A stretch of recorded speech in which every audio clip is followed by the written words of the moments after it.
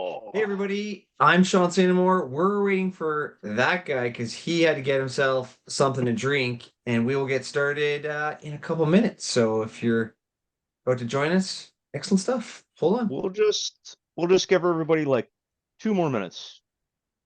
Five after we'll kick off, and it'll just be a wonderful experience. Well then, Three, let's get two, let's get the party started. 1. There we go. Uh, You might say flash off, eh? to the Great White North. That's where we're at. Yes. By the way, these are beautiful stickers. Like the fact that they got the shine, like that is, it's well done. Well done in the sticker market. Those will never change. Those are going to I know. stay that way forever. Those are the Maybe OG. they'll get bigger.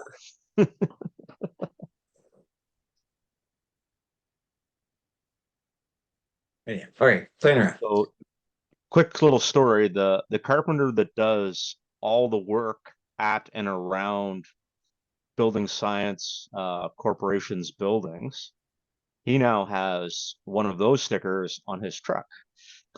Nice. Did he ask for it or was it given to him? It was given to him, and I actually have to send him a little package. Oh, good. Is was a great conversation, good guy, and good flashing details. Oh, beautiful. Nice.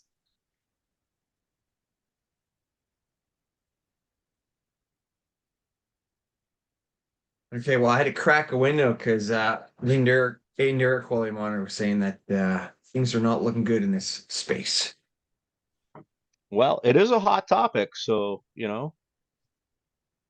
maybe you were Yeah, starting to exfoliate some of those VOCs, getting some of those volatile organics out of your system. I tell you, I have this around with me Ooh. all the time, and it creates great conversations. You're a nerd when you carry it around. You're like, oh, wait a second, how much of a nerd I am? Bang! That's how much I love this stuff. It's great. Great conversation piece. To the point now I don't know where if you. my body already kind of knows. Like when that thing goes above 1,000, I'm starting to already like, no, I know. Fear. I don't know if you'll And be able. No, you're not gonna be able to see that. Oh well. Anyways, um, would you like to know what the dew point is in the attic insulation? yes, I would. It's 16.5 degrees Celsius, but that's okay. The temperature in the attic is 35.8, so we're good. You're well above. Awesome. Well, should Oh, we start the show? we probably should kick this off. Are we ready, gentlemen? Let's do it. Welcome to BS&BEER Canada, everyone. My name is Aaron Jones. I'm a carpenter and a builder on Grand Manan Island in New Brunswick, Canada. And I have some flashing enthusiasts joining me here this week because not this week, but coming up this month, August 26th, is International Flashing Awareness Day. Thomas was going to join us. Unfortunately, he had an unforeseen circumstance that just he couldn't meet with us. Fortunately, this guy, Mr. Shaun St Amour, had a presentation waiting in the wings, and we are still going to carry on talking all things flashing. I'm going to head over to you, Justin, because we'll leave Shaun for last since he's going to kick off. Oh, by the way, I am drinking a half cut. It's a local brewing company from New Brunswick, and this is called the Tickle Flight. And I figured since we're going to fight about flashings and where they go and where they go through, we might have to have a tickle fight. Love That's it. awesome. Thanks, Aaron. I'm Justin Ott with Element Construction. We're in Saskatchewan. And yeah, our primary focus is on high performance homes and just building better and, working to spread the word with everyone and continue the education. Oh, I am drinking Uh, oh, can't see it. A Labatt's Light. And I will tell you, this is the first beer I ever drank, and I will not tell you what age that was. Very Hey, Canadian. it's okay to have a sip from dad's beer. That's okay. Or mom's beer. It's okay. Totally understandable. Well, good evening, good afternoon, good morning, wherever you're at, folks. I'm Shaun St Amour in Vancouver, British Columbia. Happy to be joining everyone on BS&BEER Canada, the third Thursday of the month, where we dive into some great details, typically involving building science. And again, August is a special month. This is a show that we kind of wait every year for because there is an unofficial holiday that I can't wait until it is official. In my world, it's official. International Flashing Awareness Day. Some might call it hashtag Flash Me. You call it what it is, but it's a very detailed day where we talk about how we ensure water is going down and out and staying away from our buildings so that we can keep them comfortable, durable, resilient, efficient, and healthy. So here we are. I'm going to kind of moderate a bunch of different topics amongst this very important issue and design, detail. So I'm going to pull the shades off so I can see one of the members who created this very special day that we will have a lot of fun on August 26th. So that is a Monday. Make sure it's on your calendar. But here we are on the third Thursday of the month. And so, Aaron, this is number 4. So tell us about how it all got started. If you're not familiar with this, great. If you've celebrated all 4, get ready because we're going to kick off a good one. But for those that may have not quite understood where Flashing Day came from, which of course is International Flashing Awareness, make sure that you don't get yourself in trouble because wearing this hat outside of a construction job may get you in trouble. I have, and I'm happy to support it. Oh man, thank you, Shaun. So International Flashing Awareness Day. Um, it's a bit of a story, and we only have we have less than an hour now. So I'm gonna give you guys the cliff notes on this. But Gina and I were doing a bit of brainstorming in the kitchen, like we often do at the end of the day. And we have a chalkboard in our kitchen, so sometimes we'll write things on it and whatnot. And there was some stuff going on at work with bad flashing details. We were looking at doing some logo work, rebranding some of the stuff, and somehow we came up with this Flash Me logo. So it started as a logo in the kitchen. And then I thought, well, what are we going to do with this? We talked about it a little bit, and I decided to reach out to a few people I knew on Instagram, and they said, yes, let's do it. We had a local lady we know print up some t-shirts. So we bought some t-shirts. We had them printed. I think we sent them out to 100 or 150 people. I can't remember. Anyways, doesn't matter. We sent them out to people. Mike Girton, if you're not familiar with who Mike Girton is, he's wrote many articles for Fine Home Building, Journal of Light Construction, somebody whose articles I'd read for years. He graciously helped get Fine Home Building involved, and he said, no, you got to change it. It's got to change from National Flashing Awareness Day to International Flashing Awareness Day. And things have just kind of continued to ramp up from there. And this is, well, as I've already mentioned, this is the 4th year. And I see in the chat right now, the first year we did 50 shirts. I couldn't remember. This year is 200. So if you do the math on that, next year, 1,000. maybe Just we'll saying. see. Yeah.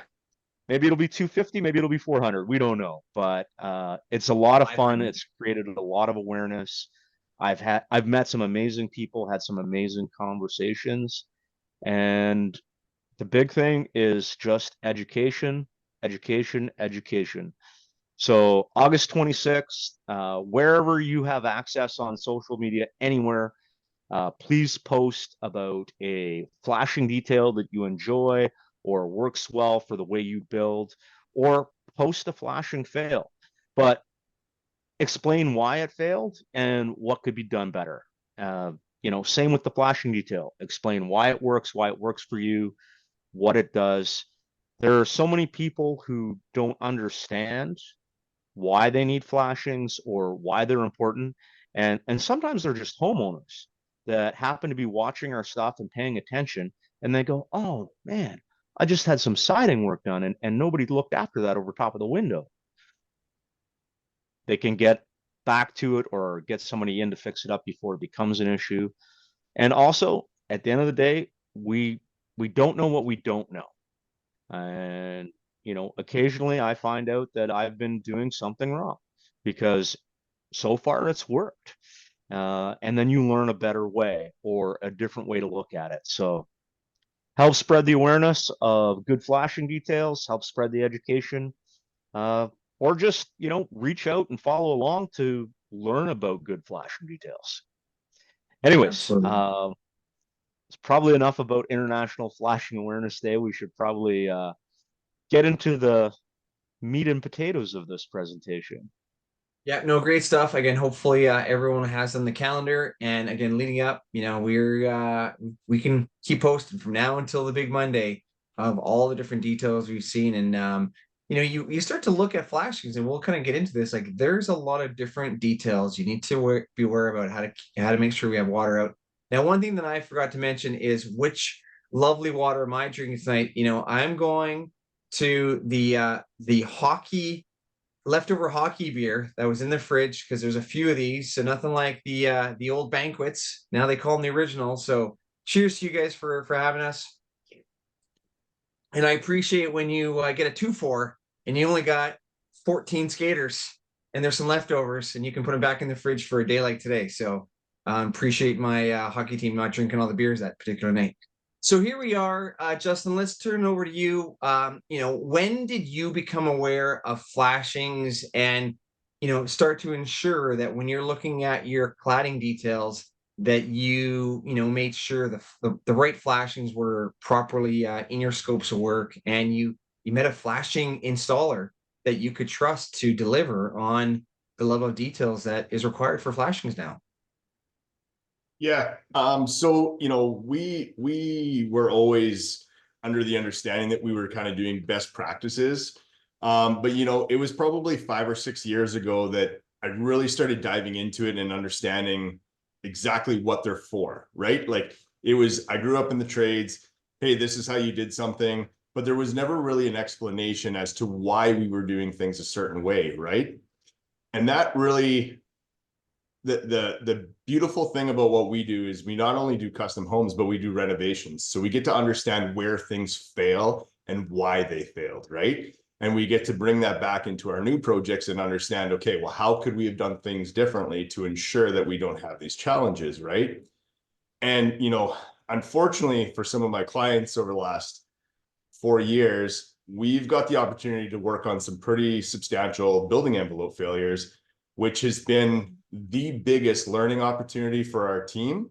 And coming from a team that particularly does almost everything in-house, from the foundation to lockup and the building envelope, it was such a great opportunity for us to have those discussions and say, hey, what happened here? This is why we do things differently.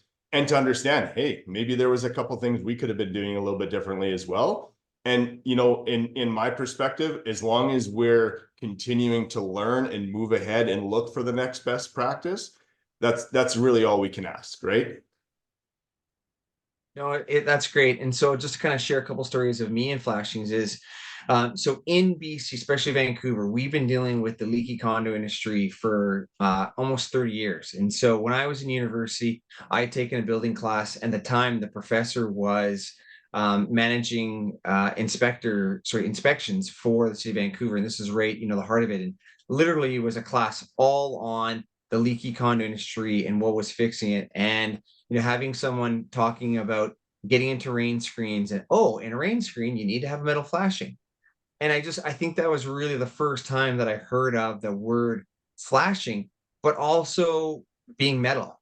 well, I had an opportunity to go to Europe, and there was a gentleman there that was just talking about wood, and he just said, wood lasts this 0 years at this, and then every angle you put the wood on all the way until it's a wall, you're getting almost any from 0 to 90 years life, depending on that angle. And I thought about it at the time, being like, wow, that's interesting. You think of the history of homes, especially in Europe, where you have some wood homes that are 300 years old, and some of their shingles are still lasting because they maintain it, or they keep the wall, but they remove the cladding and update the wood, and so you just get these beautiful homes that have great stories. But you think about it, for a long time, our flashings have been wood for so many years. Wood sills, wood jambs, even trim pieces. They've worked well because the building science of our homes allowed for those sills to dry out, and they didn't rot because we were just applying, say basic building science, meaning that in the summertime, the sun dried out the envelope. In the wintertime, the fire drove it out and from the heat. And so now that we have changed our assembly to be more, cost effective when it comes to the fuel of heating or cooling homes, we now have to look at these things differently. And of course, if you're in Vancouver here, if you did things wrong, you did things wrong bad. And so now we're looking at those flashing details. And the interesting thing is, we talk about high performance, and here with the BC Energy Step Code, it's great that in BC we have so many great resources. And so now I want to share my screen because there's a couple of free things that we'll give away today for great links, so that you can actually take these details and use it for yourself, and also have some documents you can review as you're trying to figure out the details. So just give me a second here as I share the screen, because the first thing we're going to dive into is, what is a flashing. And so hopefully you guys can see my screen. And again, you've already hit the join the show, so you're already here. But the one thing that I want to give to you, and I'll put this in our chat if I can quickly. No, I can't. I'll put it in there in a bit once I stop sharing screen. So the BC Energy Step Code got underway in 2017, and that was the province wanting to move our buildings to be more energy efficient and really focusing on operating energy.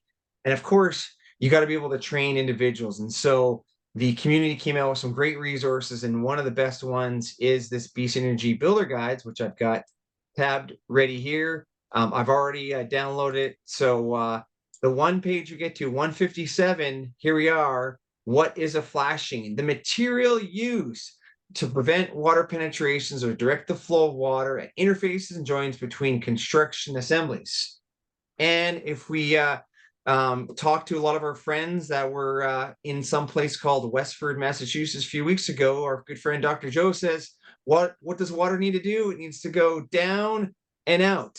And that's exactly what a flashing is doing. So the difference, though, really is the fact that we're using metal as the material for the flashing.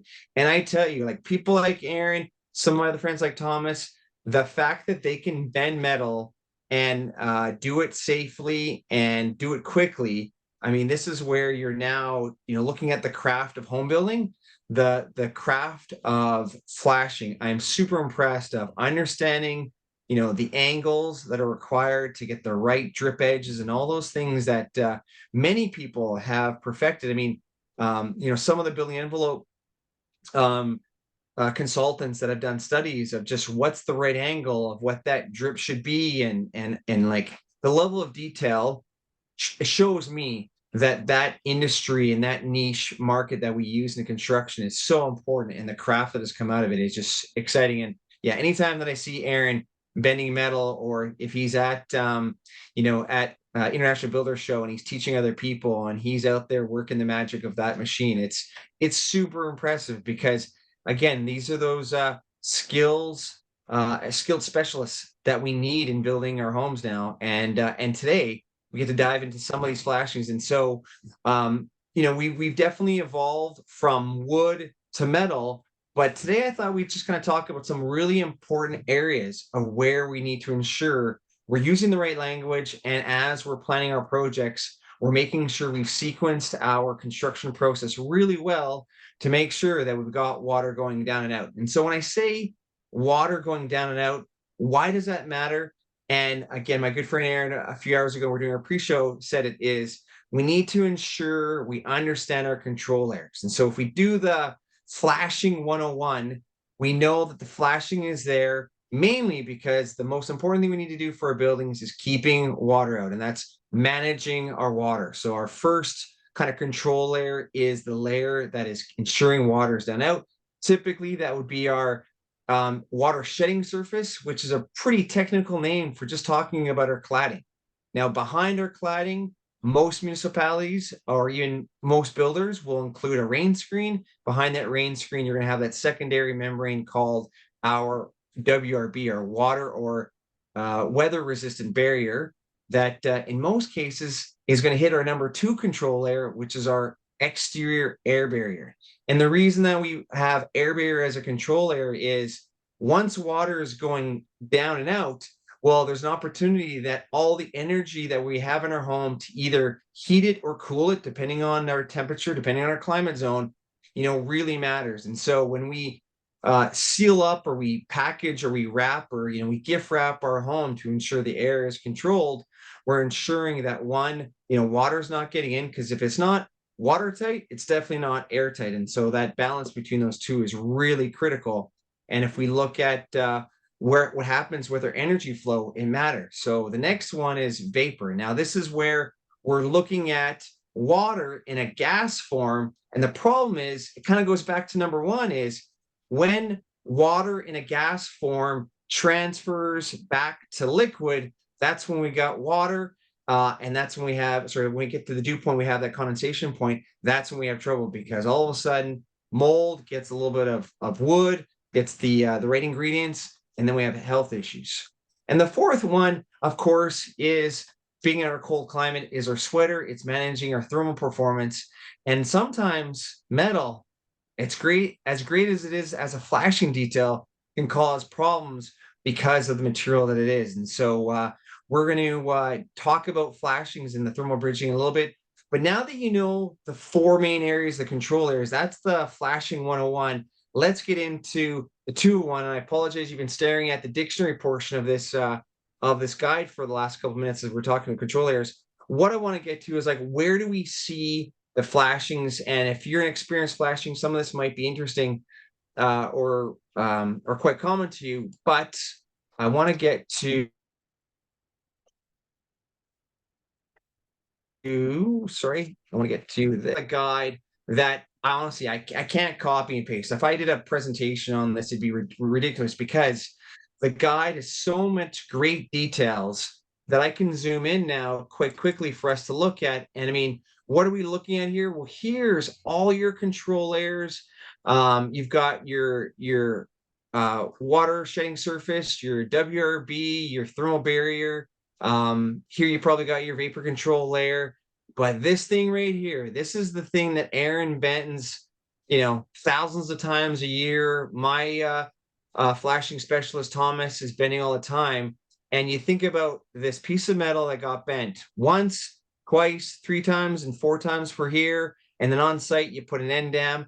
Again, those are very precise, details. And so maybe, Aaron, why don't I pause and just kind of pose a question to you, because I'm rambling on a little bit, is typically, you're going to have an angle here, and then you're going to have an angle on the drip edge.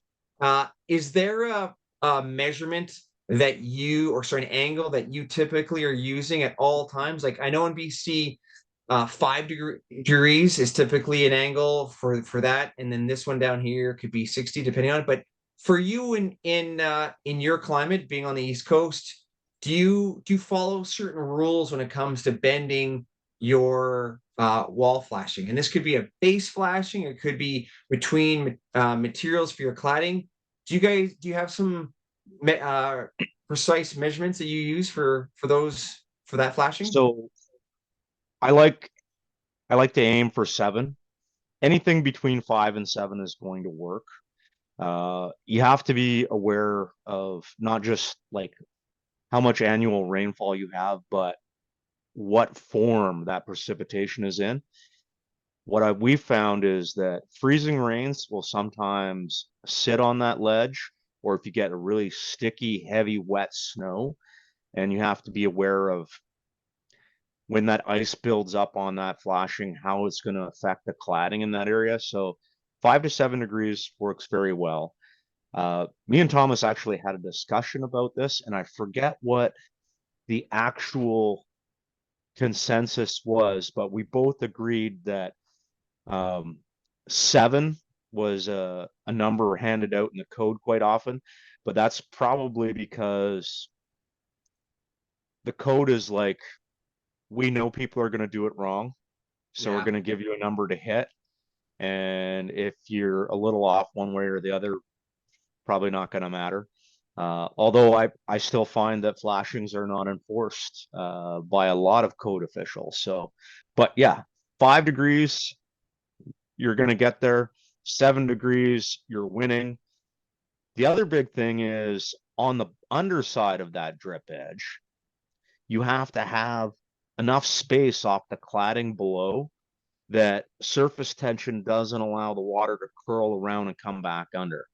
So you either have to have a large enough kick on the bottom edge of that flashing, or you have to have 3/8 of an inch of space.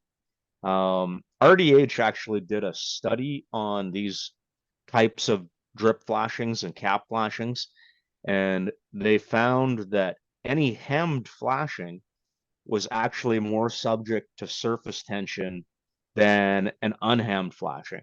Now, 99% of the time, unless you're going with like a 22 or 24 gauge stainless flashing, you got to have a hem on it, otherwise it looks unfinished. So that space underneath, and if you ever are unsure, your pinky finger, that's usually about 3/8 for most people.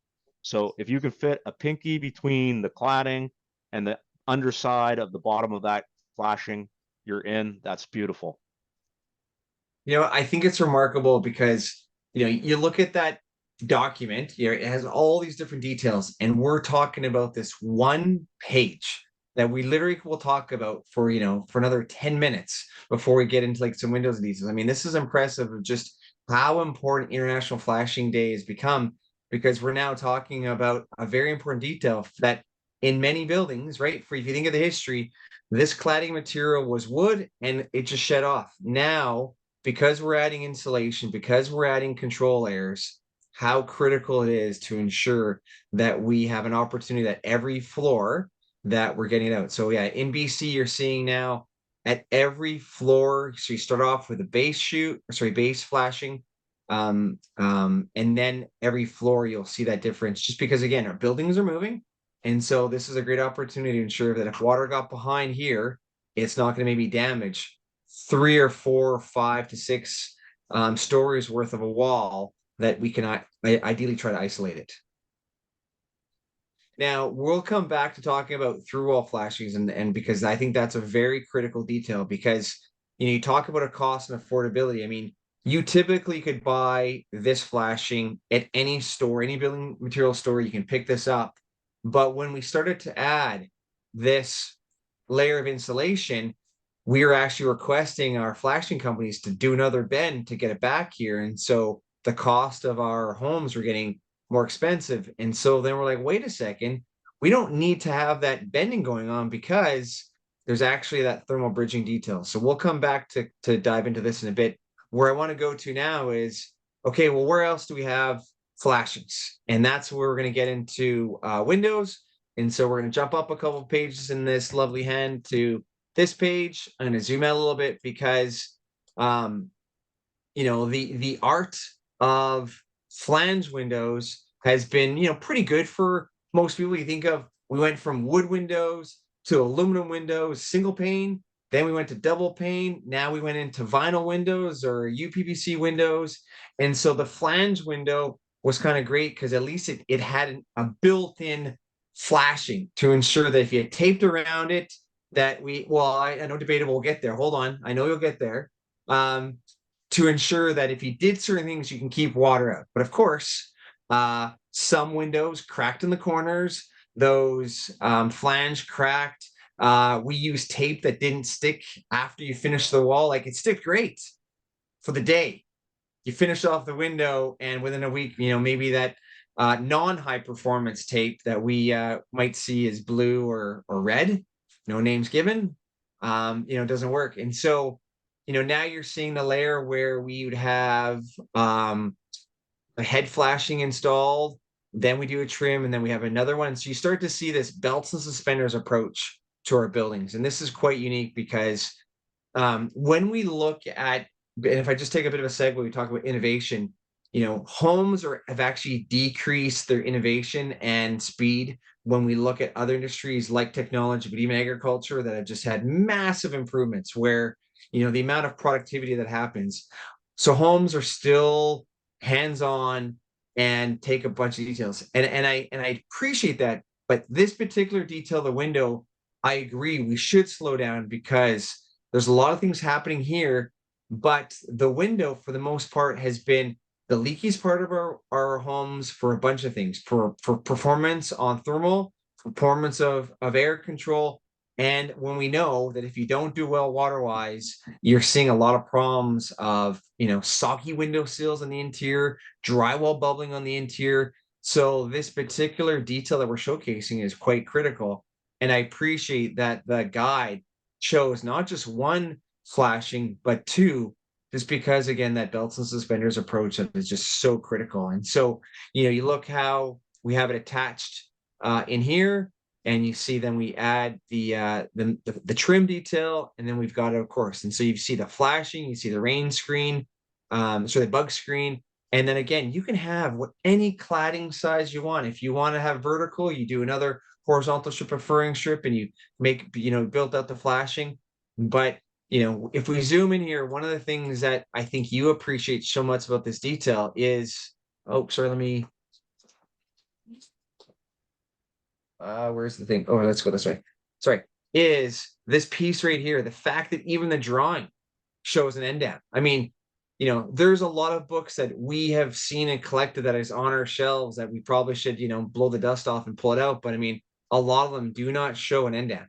And, the detail here, and I think even in the book, it talks about even caulking that corner. And so the level of detail that this particular guide has is just great. And again, I'll put the link in the chat when we're finished, and so we can make a label. But I should Aaron, also anything mention, on? sorry to interrupt you, Shaun, but there's actually 2 more flashing details on that slide. Correct. But before we talk about those ones, I just thought, is there anything on these 2 ones above here that, make you just glee with happiness, or anything else that you're just like, oh, hey, Shaun, let's talk about this, or just even, some of the details of the techniques. Like, I agree with you. It's funny.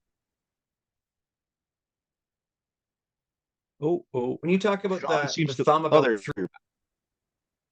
sorry, this guide was helped produced by RDH. So of course, you got some of the RDH points in here. And I mean, they told me that it's always great to have a furring strip that's a minimum 5/8, because even at half an inch, you might get some capillary reaction. And so I've always thought about, like, all the gaps should be half an inch or above, not just 3/8, just because of what their studies were. And again, different climate zones and different rain amounts might trigger different things, because again, if you change things by a millimeter, you have other effects. And so you need to be aware of what that could do to your buildings. Maybe aesthetics, if you don't put in the right bug screen or the right material, and now you're seeing things behind your wall that you didn't expect to see, all those details kind of matter. So this is a classic sort of installation that I personally love, and it's a detail that we follow quite often when we're doing flanged windows. So the flanged window goes in the hole, you tape the sides, you tape the top with a high quality tape, and essentially that window is good, essentially, as far as air and water. But then when we put the trim on, we have to flash it again. We've got to flash it for a couple of reasons. One, if it's not vertical, it needs a roof. So that trim creates a ledge, a horizontal ledge. So you don't want water to sit there. You don't want ice to sit there. You don't want things to build up on there. Also, It is literally the suspenders for the belt you've already put on your window. Yeah. So we're going to kick water further out and away. We're going to eliminate some of the water that's going to actually run down the face of the window if we have that space between the backside of that drip and that trim piece. And the other really important detail is 25 years from now, 30 years from now, 40 years from now, somebody needs to change that window for whatever reason. They can remove that trim with minimal or no damage to that flashing above, as long as you've got at least, a 3.5-inch wide trim. An experienced installer can usually remove the window, put a new window back in, tie back into the air barrier. So you're waterproof, you're airproof, or at least you're controlling water, you're controlling air, and you still have your head flashing detail over that trim in place. I'm not going to get into rain screens because I've had different conversations with RDH along the same lines. Yeah. What I will say is 3/8 is the minimum space where you start to get drying and ventilation potential, as well as just drainage. No, absolutely. So yeah, so let's dive into the bottom here. Again, I really like how you talk about every flat surface needs to have a roof, and so here you go where you've got your your bottom trim, and I mean anything you want to say about window sill flashings? So the sill flashing, it depends on where the trim actually sits. Uh, Depending on its orientation of the window, either you're going to want it in a situation like this. Sometimes you want it underneath the trim to help ensure that actually any water coming down goes out and over top of your siding. Some of it also has to do with what your trim material is. If your trim material is PVC and you've got a little bevel on the top, maybe it's more appropriate to have it underneath there to kick out over top of your cladding. But again, every situation is different. But I guess to quote somebody we all know, don't be a dope, slope. No, I agree with that. And I'll just say one thing that I'm experiencing in the last couple of weeks with Inspector is this detail right here, the fact that it's flat, and I've got hardy board butting up to it. And you know what? I'm glad the Inspector called us on it because I thought that the detail was a bit, I'd say, when you're trying to make things affordable and you kind of don't put in the belts and suspenders. So, the fact that this should be sloped, my solution, and I love what everyone kind of said is, yeah, we put a flashing in there, but we're going to dado this that we do on every other project. And the fact that we tried to cheap out, the Inspector kind of mentioned to us, and I'm glad he did because it's a good call. So we will, dado that part of the trim so that the siding can fit underneath there, because again, as water could come down here, work its way backwards, but now we're making sure that it has a drip edge. And so, little things, and this is why the guide is so good, because if you start to really dive into, we're zooming in on here, and there's some great details everywhere you look, especially this notch right here with the end dam. Again, this screams out flash me kind of details, and I hope everyone will show their end dam in the next couple days here before we hit August 26th, because these are great details. And when this detail is missed,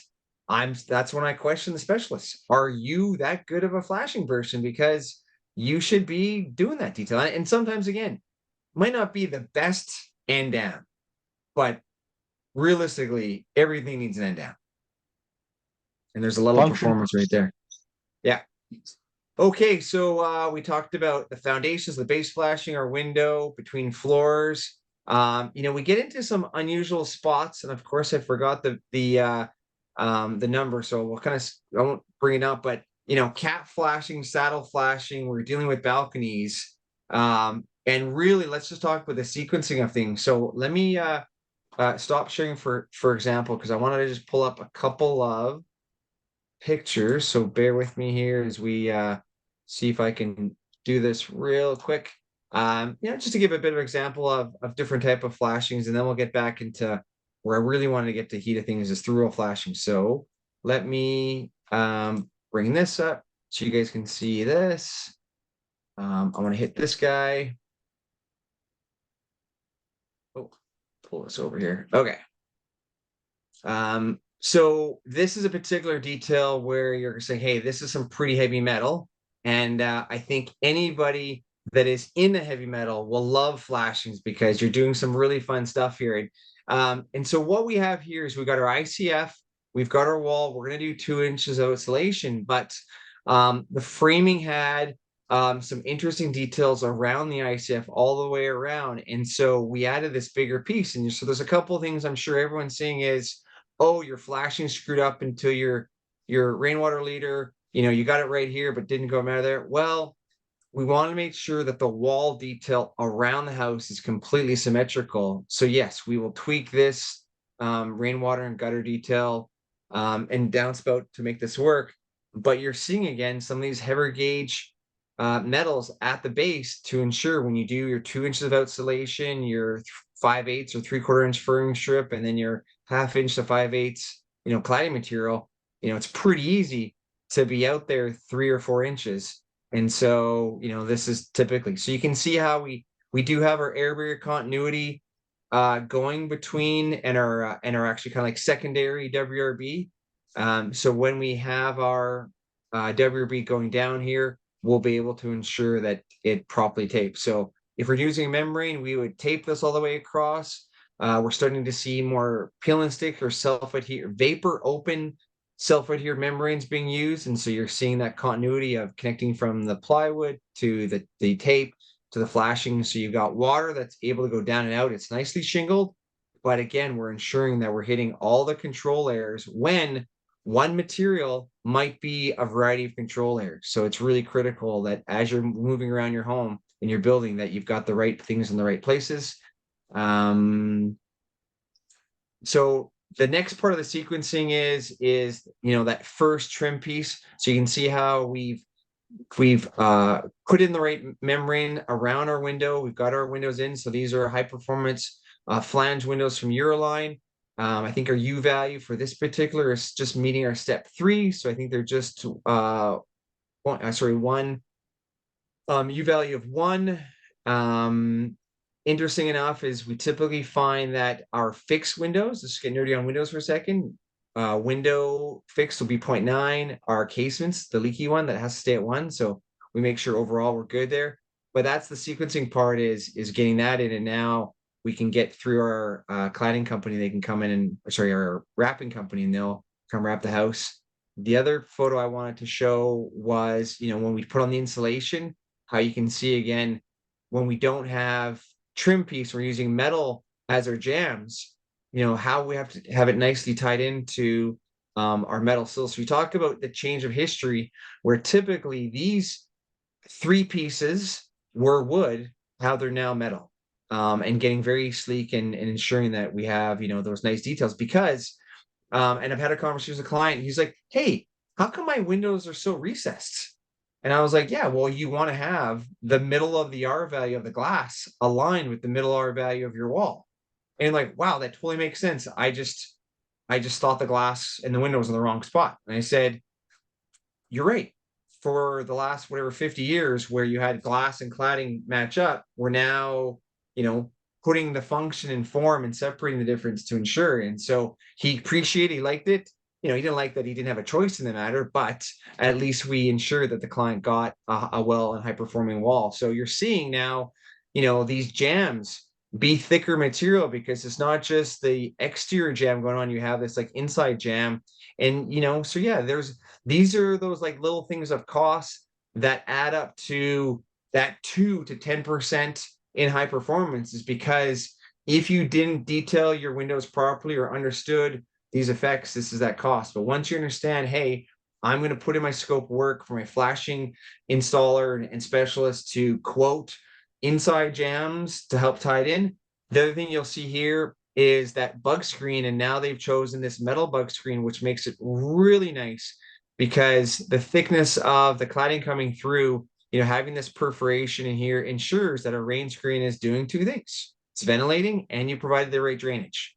And if any water got in there, again, that it can hit this flashing and wick off. And I mean, it's surprising when you think of this 2 or 3 inch flashing above pretty much ensures in regular rain that half of this window is not getting touched by rain.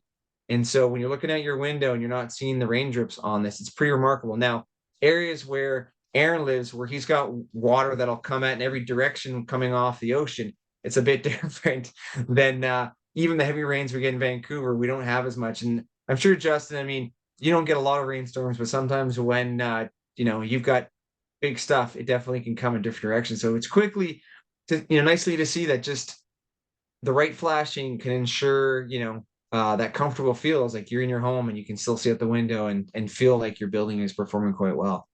The last picture I'll show you before we get back into some of the slides. This is a passive house. And so now you're seeing, heavy insulation layers. And this particular, again, is where, the through wall flashing that we're discussed early gets very tricky because they need it to return. And so you've got this peel and stick, the self-adhered membrane that we're starting to see more and more in our kind of step 3, step 4 homes where we're from affordability, we're using vapor barrier paint versus a membrane as the vapor control layer on the interior side when we're looking at things. So relying on one air barrier, not always a great thing, but again, we're trying to work on risk. But you can get an idea of this home this is duplex. So you can kind of see there's a line down the middle here. This is flipped where this is the back house and this is the front of the house. You can see this heavy gauge material, which, wood really wouldn't, work out well. You have to add more wood for support. And quickly with improving the gauge of this metal, or in instance, lowering the gauge here into some thicker materials, you get some really nice details. And so, and you can start to see the sequencing of how to start your installation, get your flashings on, and then be able to work through it. So there's a couple points that I want to outline here. Again, was the sequencing, making sure you've coordinated all the right people. If you've got one person that is doing all of your cladding, literally from air barrier, WRB to the outside, great. They're just going around the house 1,000 times. When you've got to bring in your insulator, your air barrier contractor, your flashing contractor, your cladding contractor, there's 4 to 5 specialists you have to now sequence. And sometimes, that can get tricky where you might need them for like 1 hour. All I need to do today is put on your base flashing. Come back tomorrow. Next trade does it. Okay, come back next week to do the window. So it's very important about how you manage, those trades is quite critical. So a couple points there on sequencing. I want to get back into the manual. So give me a second as I reshare. All right, so we talked about foundations, we talked about windows, and yeah, let's get into through wall flashings because I think it's very important. And I want to go back to we'll go back to the first one we did is the we want to go to no, not this one, sorry. We'll go back maybe to the window then. 1124.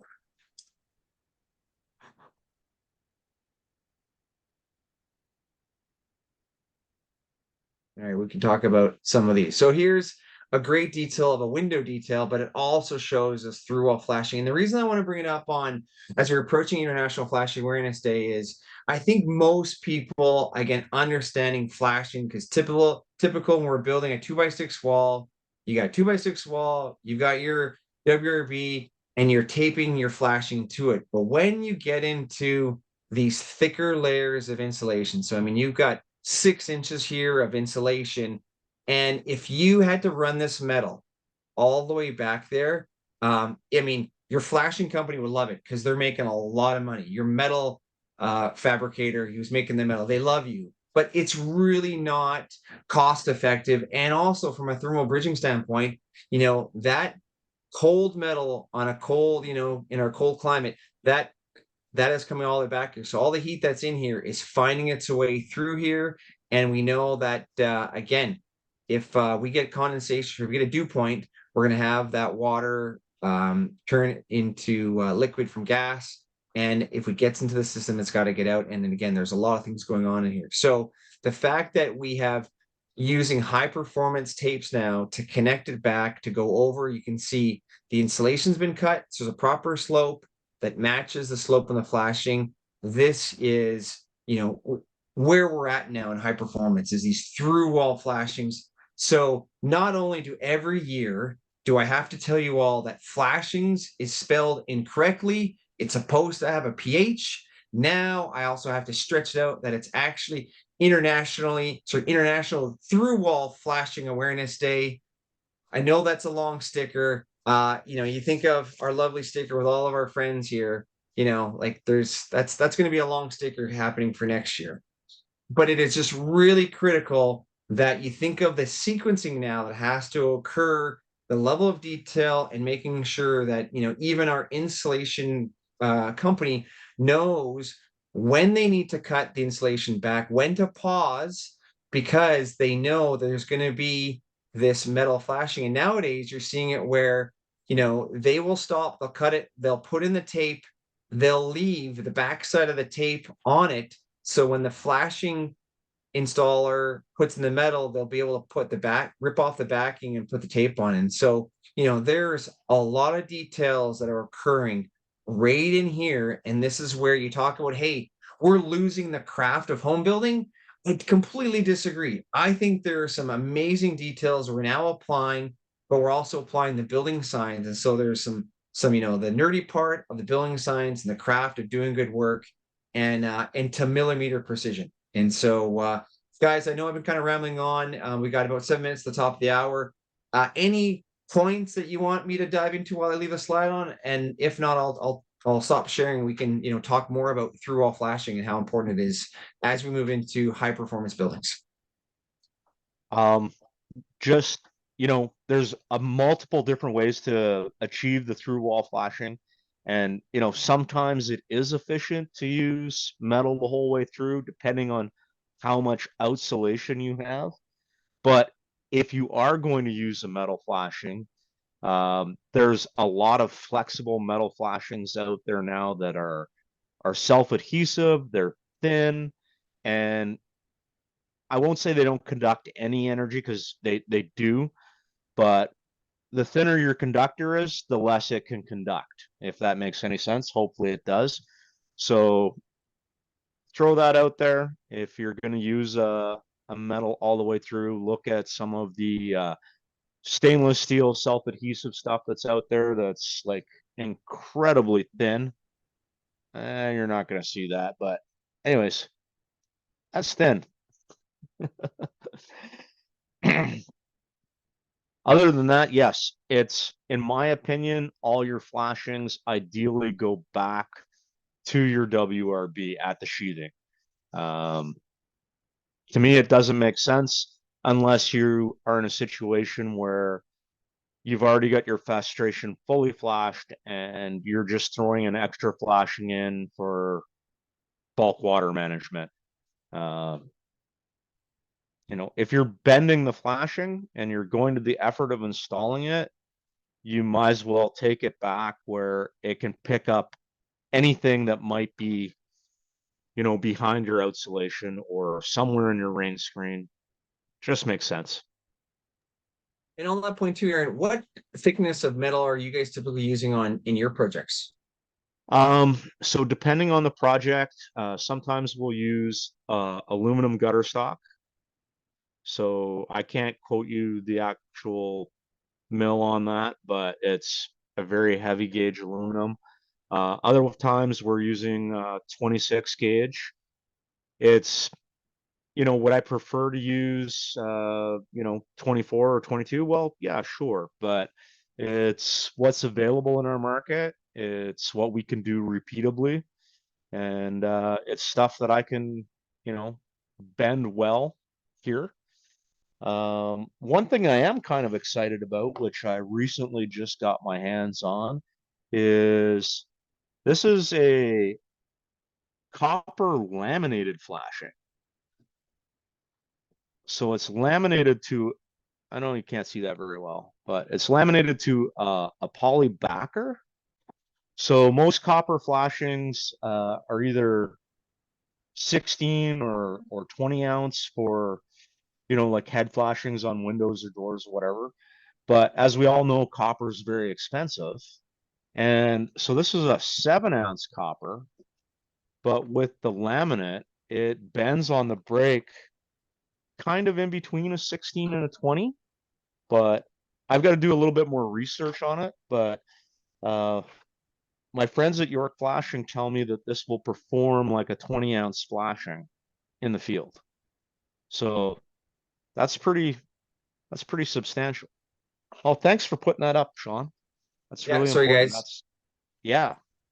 And I've got one more link is so also in Vancouver, we've got Zebex, which is again a great resource for zero energy buildings exchange. And if you want it, again, looking for more information, the one here too, they've got on airtight buildings. So, I mean, I feel very fortunate that not only do we have the BS&BEER community, but here in Vancouver, where from the Passivos community and having, the step code and being able to say that by 2032, we're all building passive houses or, near passive houses is great. I have to say, what's happening in Massachusetts is just mind blowing because you talk about the momentum that they have. Like we're doing cool things in BC, but our population I think is 5 or 6 million. That's like typically Boston and outer municipal or metro part of Boston. They're doing some really cool buildings, and so it's great that the U.S. has a state that is pushing for passive standards, and we're just going to see more and more of it. And that's where again through wall flashing is going to be discussed more and more. And I completely agree with you, Aaron. It's just different choices of how you get that connection back to your WRB because it's all about belts and suspenders, right? So we know the front layer will take care of most of the water, but if 1% or any water gets behind, how do you get it out to ensure that you're drawing out your wall and keeping your wall? Because at the end of the day, we really want to be building walls or sorry assemblies that last 100 plus years. And from Westford, I forget the gentleman, I know it's building thoughts in on Instagram. You get past that 60-90 years, you are well on your way to 1,000-year building. It's getting to that threshold of 60 to 90 years. And you look at architectural design and you're like, okay, well, some of those eras you get past 30. If you get past 30, you're at 1,000 years. And it was really cool to see from the building science summer camp, some of those conversation of details and techniques that we can, move forward with. Yeah. I worked on a commercial build one time, and during a conversation with the architect, or one of the architect's reps, they flat out said that it was they designed the building for a 30-year life cycle. And I was like, what? Like this is 40,000 square feet and you're designing it for a 30-year life cycle? It just blew my mind because never in my life had I ever dreamed of building something that was only meant to last, 30 years. So Yeah. that Yeah. was a And I great mean, presentation, by the way. yeah. And I mean, realistically, we know like, okay, well, those kind of numbers are based on warranties. But when now your cladding provider can say it's 50-year warranty in the cladding, and really, if you paint it another time, you're going to get 100 years.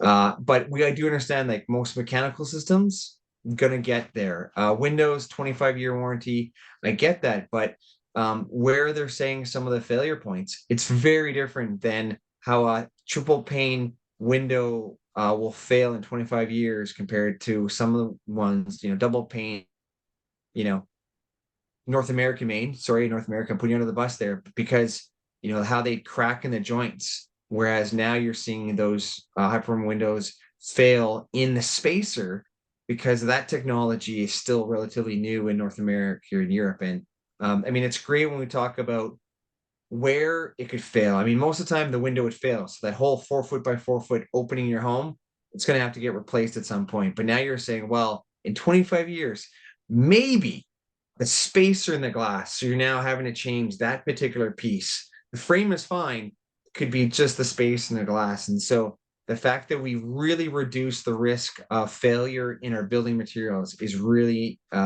interesting.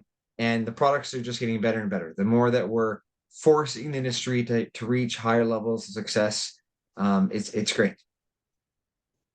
Well, I could stay and talk about this for, well, into the wee hours. But I do want to say thank you, Shaun, for, literally pulling this presentation out of nowhere and stepping in and, taking over for Thomas this evening. So that's awesome. But I know you're on a timetable and you've got to run soon. So we should quickly open the floor for questions if there are any.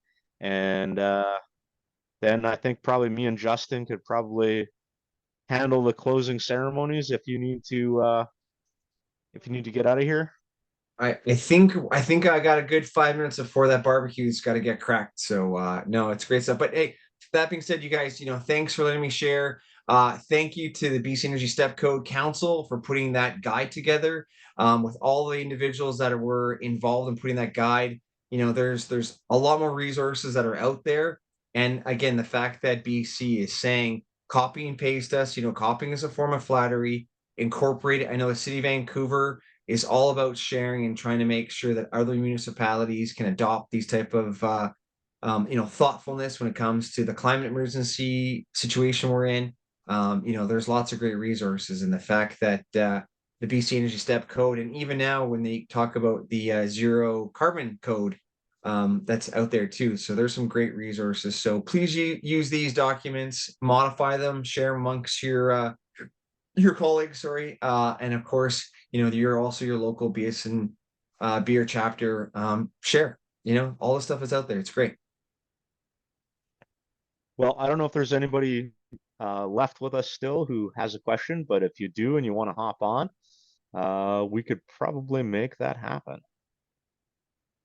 Well, while we're waiting, you know what? Why don't we give some shout outs to the amazing sponsors that are behind the International Flashing Awareness Day? Absolutely. Again, we had to go long sleeve this year to showcase them all. And you know what? What's fun about our industry? Stickers. And boy, so yeah, thank you, Benjamin Opdyke. We got York Flashings. We got, of course, there's a whole bunch of stickers from Hoover. So thank you, Hubert, Siga. Hey, we're just gonna keep going until someone asks a question. Oh, there you go. I got a bonus 5 minutes, folks. Just got the knock. Oops. But it all got created and started with the amazing people, Gene and Aaron at Big Dog Construction. And the original sticker, folks. There. Oh, there we go. Right there. Hey, yeah, Aaron and Gina, and I'm sure Justin and Connor and I all agree. Thanks for getting this thing started. It is so much fun. It is a great opportunity to really talk about our buildings and what we need to do. And the fact that, of course, we can have some fun with, these elements. It's great. And just makes our summer so much fun because we have August 26th to look out for every year. You guys do such a great effort. Thank you to the sponsors that they're having so much fun too. I mean, it's great that they have modified their stickers and logos or whatever it is to be on board, to be involved. It's great. So just thumbs up to you guys. All right, I'm Awesome. gonna hop I off. probably have a I'll flash let me Leo happen jump in. here somewhere, Justin. I see Peter's got a question, so maybe we can let Peter on to ask in person. And if you got whenever you got to run, Shaun, go ahead. We'll Yeah, I think I've given you guys all the if anyone, again, if you saw something you want to know more about, or saw a photo that I posted, to collaborate and keep building better, everyone, build forward, and we'll see you next time. Thanks, Shaun. thank you very much, Shaun. Really appreciate you jumping in this evening. Hey, Pete, what's happening?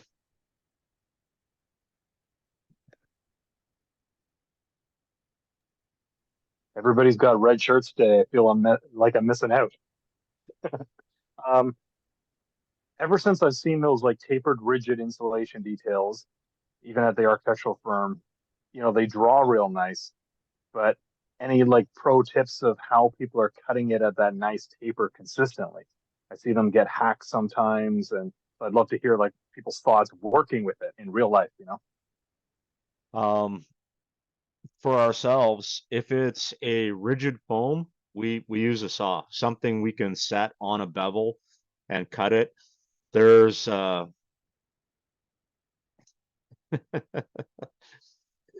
sorry, I'm laughing at the chat. I didn't get my foam blade in time, and I may or may not have been cutting some foam and spreading microplastics into the world. But there's some great foam blades out there that reduce the amount.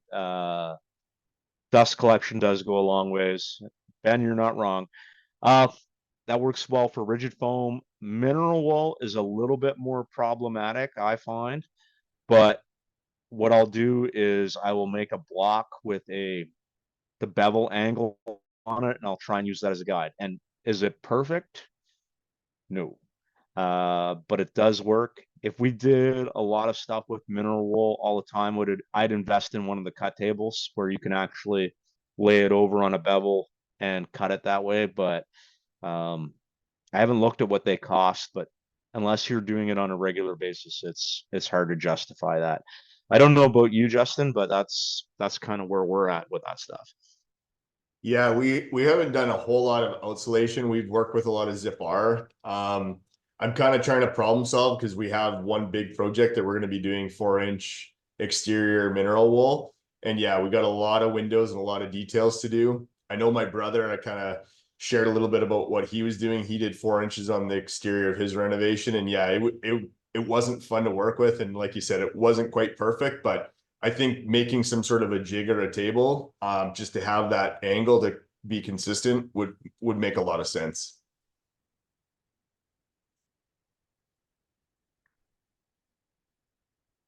I don't know if that answered everything you had, Pete, or not, but Yeah, I no, absolutely. I see. appreciate that. Okay, you're good then, Pete?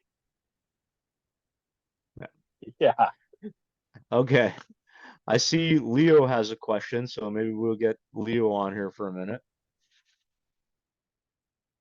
Hey guys, Hey, Leo, long nice time shirt. long time no see. Yeah, a good friend sent it to me. So, on the cutting, I don't know if you guys saw the Rockwell cutting guide I made and gave to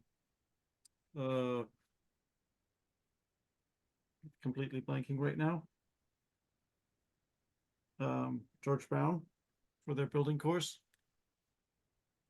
which I left at the building science symposium. I don't know if you saw that, No, but I it was didn't see that. basically, I took some pictures of it, I think, so I can see if I can dig those up quickly, and post those in the chat. But I have just been focusing so much on interior carpentry. I haven't actually learned to do anything exterior. But I just disassembled a garden shed, a plastic garden shed from a Facebook Marketplace purchase. And it is basically, this is the wall. These come apart, as you can see, sort of a wall built, multiple segments. And it sits, so you screw down this thing and then you put this in. And it was screwed down to a wooden base. And basically all those screws were completely rusted or rotted. And as we learned from building disassembly, when I reassemble this now and build a wooden platform, I was thinking, oh, okay, so if this is the outside with some drainage holes, I kind of want a Z flashing. So this will be my, I guess, my learning project, if you will, low risk thing, because at least for the garden shed, it'll then protect the base. My question for you guys is, what product would you use? A similar product or something that is isolated? That's aluminum, I Because assume. Looks like that's aluminum. aluminum, and I was gonna use neoprene washer roofing screws to screw this down so that water cannot go through here. And basically just want to make sure that any water that does get through, because let's this is kind of open, so you'll always get water like wicking into the wall and dribbling down into this channel and just sitting there and draining out. But I want to make sure that when it drains out here, it doesn't go into the plywood floor or the wooden frame I'm building, but then has a flashing that can drip out and into the ground. How long do you want it to last? I don't know yet. That's I guess the thing. It might be only a year, but it might be 10 years. Who knows? It depends what happens with our property and how long we stay here. But I guess Well, if the thing it's is, like any at the other, same time, it's for me, it's an exercise and a low risk thing to learn how to flash things. So that's kind of, it's not just about getting that done. I guess it's also just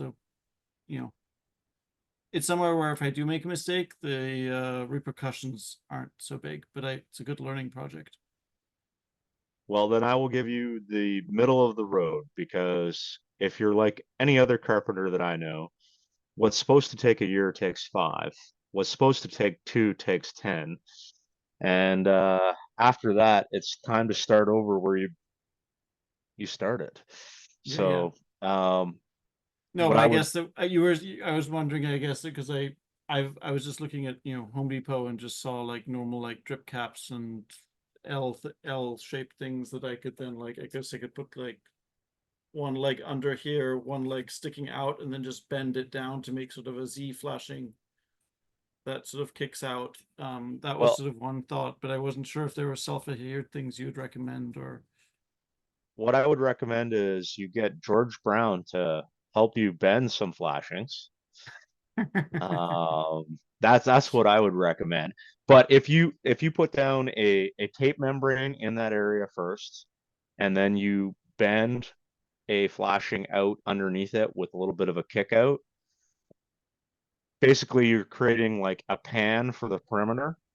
So anything that does spill out into there should go down out and away. Anything that's getting held up around your fasteners, your screws over time, you've got some type of high quality membrane underneath there that should seal the wood structure underneath there as well. Is it perfect? No. Are you going to get 10 years out of it? Oh, you're going to get more than 10 years out of that. Yeah. It will probably last as long.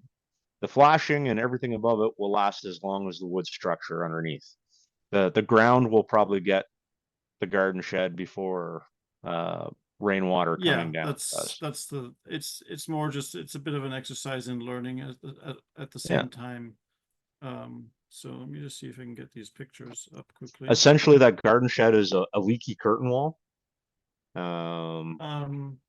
I mean, this is just like one of the pieces, Yeah, but like it's just not glass. It's just it's PVC vinyl. It's panels. just Yeah, PVC or whatever, and it's, yeah, they don't make them anymore. They're incredibly sturdy, and what I actually like about them is they're just plain.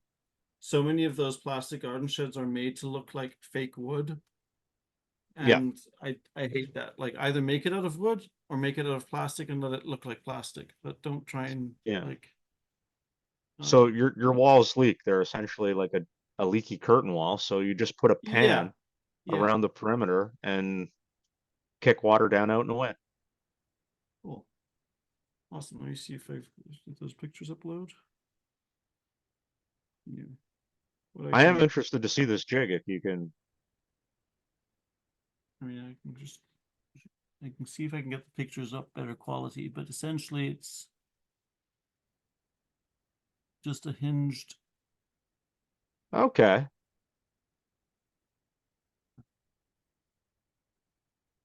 And then I have a picture of it open? No. But basically it's basically two 2x2s with a slit just for the knife, and it hinges open and shut. And you clamp the rock wool in between it. It's like the professional jigs that you can buy. It does only cut at a 90-degree angle though, I guess.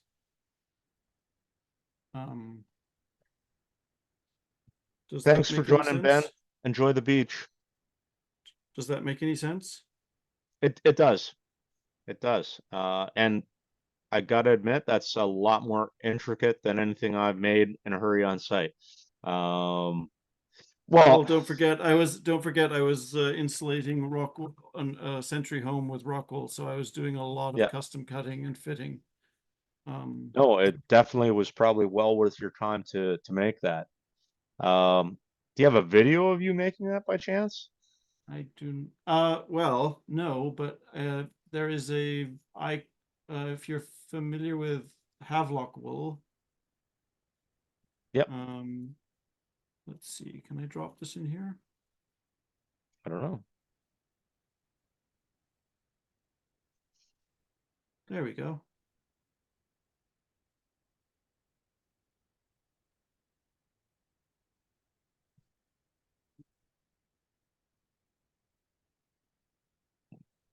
Did you receive those Not yet. in the chat? No, not yet. That's odd. Oh, wait, hold on. Oh, I'm sorry. I sent it just to Peter for some reason. Sorry. Here we go. Now you should all get it.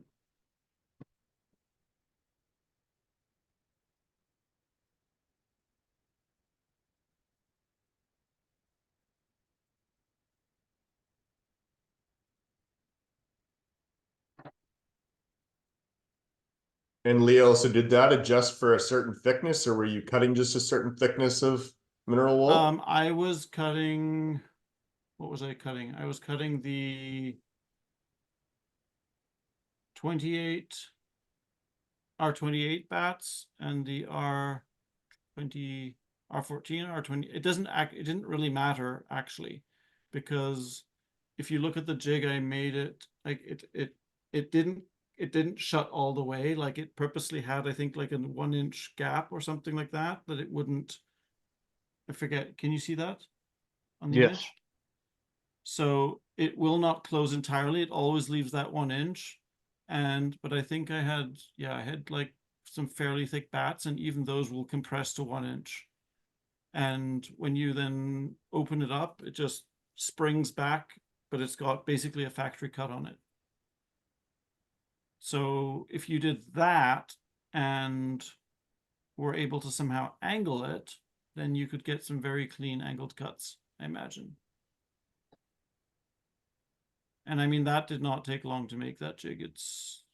Wasn't very, it was not good. Oh, the one thing that's not on there, I guess, is I noticed that I had to basically create just some in-feed tables and out-feed that were the same, that were basically 2x3s, because otherwise they would droop either side. And so you just wanted something just, I just screwed together some scraps just to give it a little bit of support, so that when you put the bat across and we're measuring, that it didn't seesaw or didn't droop or whatever. That's the only thing, I guess. But it worked a treat. I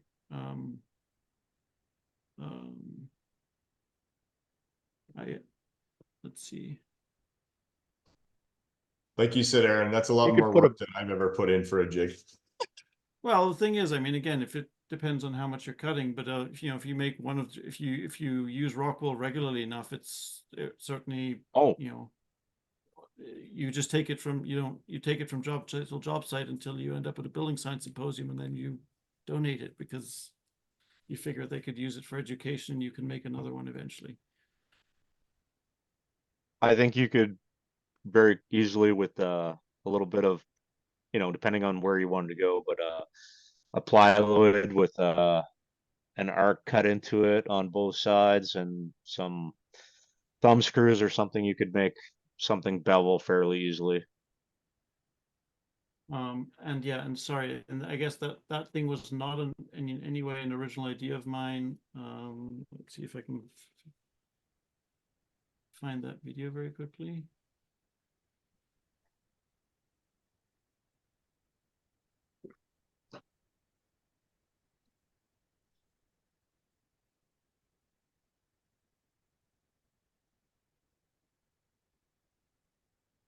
the new niche market that we'll have at BS&BEER Canada. Exterior Rockwell cutters that bevel. Will start pumping them out in somebody's garage or something. I don't know.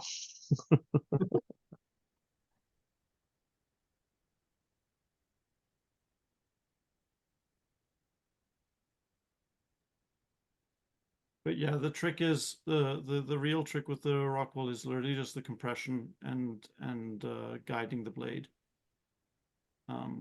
It's amazing how much faster it cuts when it's compressed.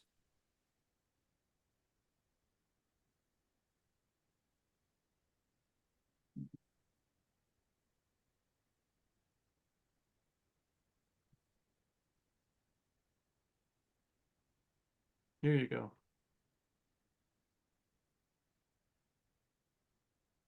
Okay. Well, thank you for There you go. There's that. that jig. Definitely There's the appreciate YouTube that, video Leo. there's the YouTube video that was my inspiration for that jig. Cool. Thank you. Anytime. Glad I can contribute something. There is always value with you, Leo. Inspirational or otherwise.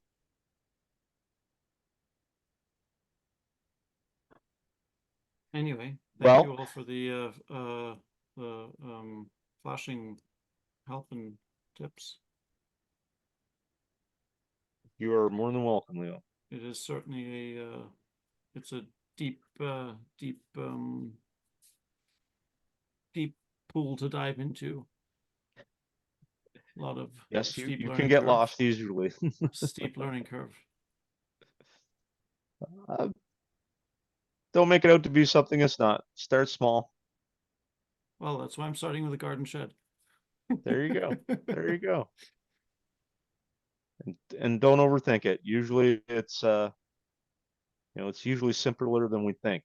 I know I'm guilty of that as well. You run into a problem and you've got this massive convoluted idea of how you're going to detail this little thing, and somebody comes along and goes, why don't we just do this? It'll take 10 minutes and Yep. $5, and Yep. you've got a 45-minute detail with $50 worth of metal and tape or whatever, and it could be handled very simply. So employ the KISS principles with flashing whenever possible. Well, gentlemen, I don't know what time it is where you are, but I have a pretty good idea because I know what time it is where I am. I've got to get ready for tomorrow. This month has still got another big week in it, August 26th, obviously, and I've got to get some stuff built so I can flash some windows. So I'm gonna call it a night, and hopefully we'll see you all again next month. All right. Awesome. Thank you for joining us for another amazing episode of BS&BEER Canada. Thank you, Peter. Thank you, Leo, for your questions, and hopefully we'll see you again next month. Next month might not. I'll be in Europe, so the time that might be a bit tough with the time difference. But 2 months. Enjoy your trip to Europe, Leo. I will.